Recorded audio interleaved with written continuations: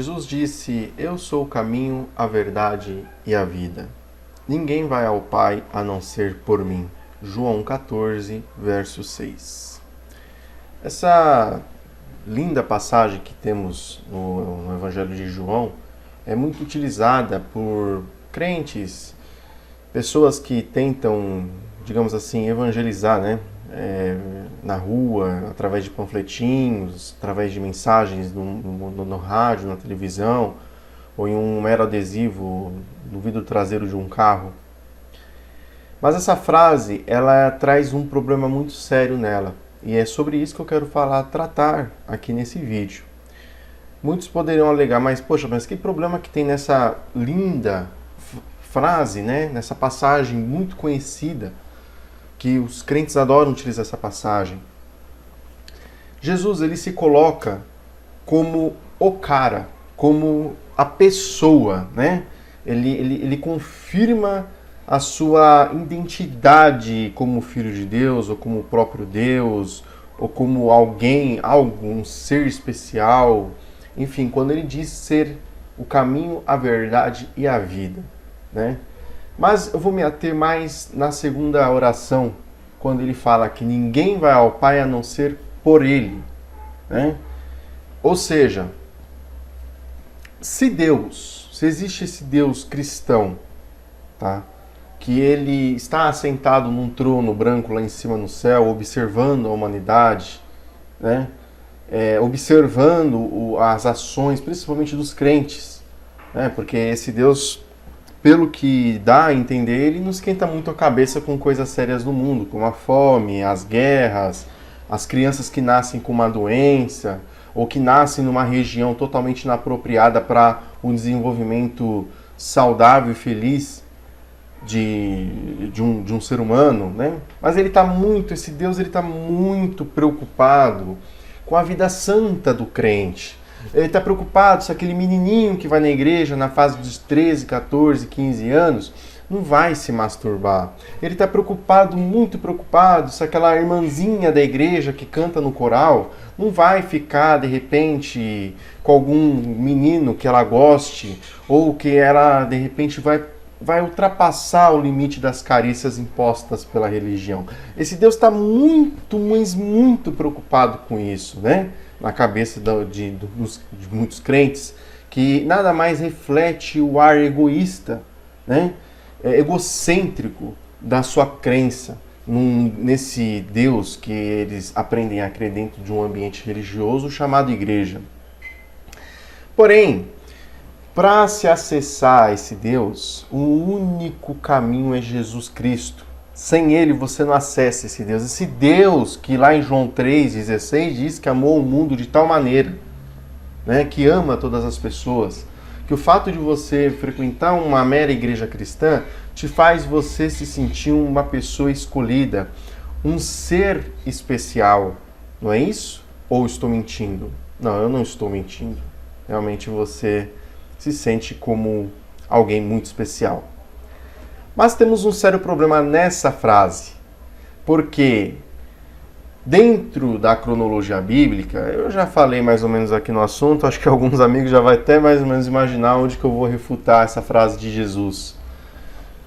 Se o mundo existe há 6.000 anos, de Adão e Eva até hoje em dia, Jesus veio há quanto tempo atrás? Quando que ele se revelou? Quando que ele veio de forma carnal? Há 2.000, certo?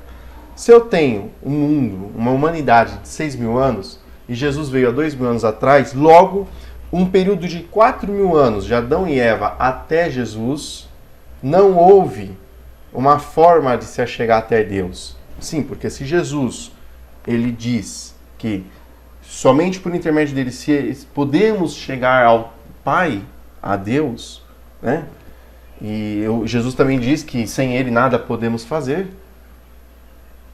Me explique como que Enoque andou com Deus e foi tomado por Deus lá no livro de Gênesis. E também o profeta Elias foi tomado numa carruagem de fogo e foi até os céus. Ah, mas ali foi diferente. Foi diferente o quê? Se Jesus é Deus e Deus não muda, Deus é perfeito, e Deus determina, por intermédio de Jesus, que só se pode se achegar ao Pai, a Ele, por intermédio de Jesus Cristo, logo, houve uma mudança de regra, porque você tem Enoque e você tem Elias, que subiram a Deus, ao Pai, tá? Porque muitos crentes vêm com esse papo de que o Deus do Antigo Testamento não é o mesmo do Novo Testamento. Leia o livro de Atos, que o apóstolo Pedro, não me lembro agora a passagem, ele confirma que o Deus dos nossos pais é o mesmo que enviou Jesus Cristo e tal. Enfim, Deus, ele é o mesmo, certo? E o apóstolo Pedro, ele foi um cara chamado por Jesus Cristo e ele chefiou a igreja depois que Jesus Cristo foi embora para o céu.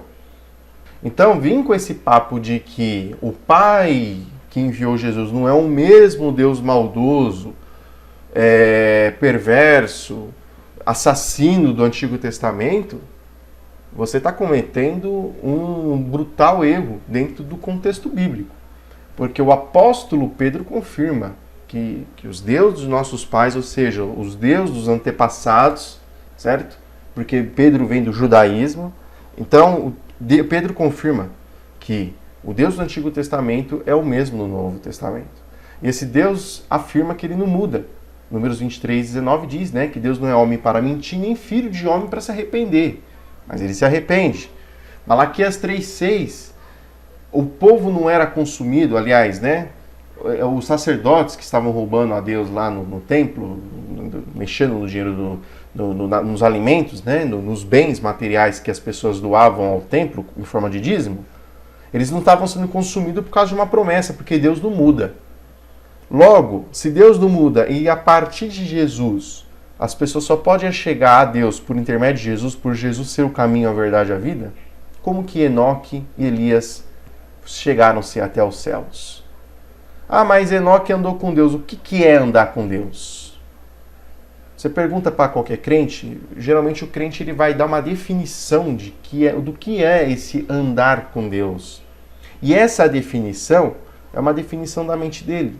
É uma definição diferente de outro crente, que vai ser diferente de um outro crente, e assim você vai ter essas diferenças, e vai, obviamente, existir sérias contradições nessa definição, nesse conceito do que seria andar com Deus. Sem contar que se só por intermédio de Jesus é possível se achegar a Deus, Deus como sendo um criador, ele não é um cara justo. Porque se ele fosse um cara justo e amasse o mundo, como o apóstolo João diz lá em João 3,16, que Deus amou o mundo de tal maneira, ele teria enviado Jesus quando Adão e Eva comeram o fruto da árvore, quando eles cometeram pecado. Agora eu vou te perguntar, foi isso que ocorreu? Não, não foi isso que ocorreu. Você percebe que quando eu, como cético, demais céticos, demais pessoas racionalistas, diz que Jesus Cristo é a maior ilusão criada pelo ser humano, você pode achar ruim. Mas se você pesquisar, eu te convido você a pesquisar sério acerca do assunto, ler a Bíblia com teus próprios olhos, e você vai perceber como que a igreja, como que a religião cristã te impõe você se aprofundar nessa ilusão, tá? Se Deus não muda, se Deus é imutável, Jesus ele mentiu feio e mentiu rude ao afirmar que só por intermédio dele é possível se chegar ao Pai.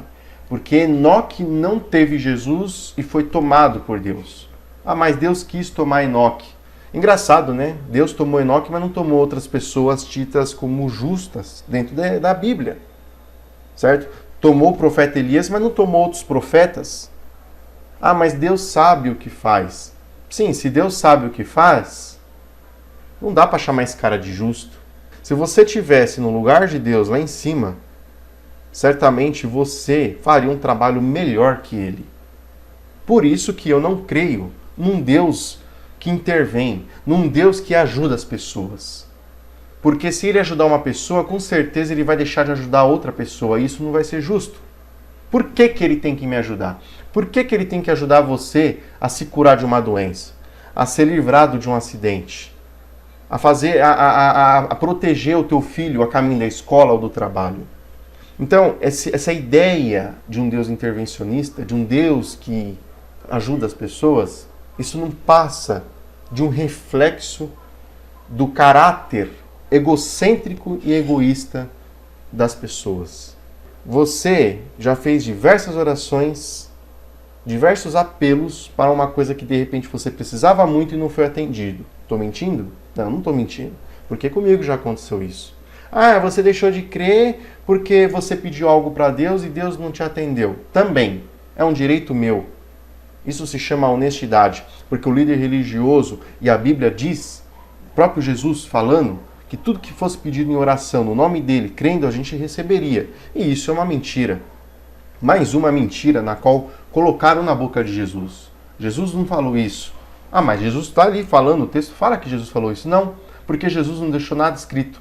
Tudo que você tem sobre Jesus falando, quando você tem ali o texto, os evangelhos apresentando Jesus falando, é um autor que escreveu Jesus, colocando Jesus falando algo, e esses escritos foram realizados muito tempo depois de Jesus ter, se Jesus no caso existiu, se Jesus ele veio, de Jesus ter, no caso, ter realizado seu ministério, ter realizado seu trabalho aqui nessa terra. Então é isso, ser cético e religioso, ser ateu para essas questões, não é uma mera questão de escolha, é uma questão de racionalismo, é uma questão de honestidade, certo? É uma questão de lucidez e de ser uma pessoa científica, dominar o conhecimento sobre o que chega para nós como informação ou como imposição. Se só por intermédio de Jesus chegamos a Deus, ele mentiu. Porque outras pessoas muito antes dele conseguiu chegar a Deus. Nem escolheram. Deus foi lá e escolheu, né? Isso daí já desmonta essa historinha do livre-arbítrio, né? Ah, porque Deus dá livre-arbítrio para as pessoas. Mentira. Mentira. Se Deus desse livre-arbítrio para as pessoas, João Batista ele poderia escolher tomar vinho. João Batista foi proibido de tomar vinho. Quando Jonas recusou a ir para Nínive, Deus não teria castigado ele.